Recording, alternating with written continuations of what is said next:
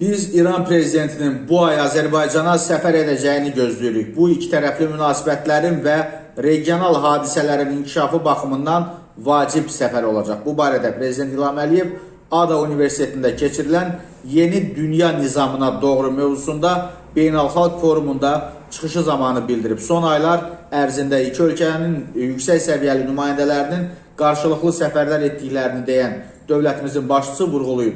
Seçki prosesi zamanı İranda baş verən proseslər bizi məmnun etdi.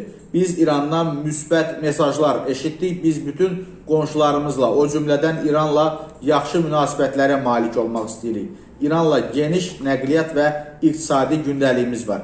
Prezident İlham Əliyev Beynəlxalq Forumda ölkəmizin İrandakı səfirliyinə qarşı törədilmiş terror aktına da toxunub. Əlbəttə, biz faciəvi hadisələri unuda bilmərik deyən dövlət başçısı həmin hadisənin Azərbaycana qarşı mütəşəkkil şəkildə hazırlanmış terror aktı olduğuna əminliyini bildirib. Bu hadisədən 2 il keçdiyini və hadisəni törədənin hələ də cəzalandırılmadığını bildirən prezident qeyd edib.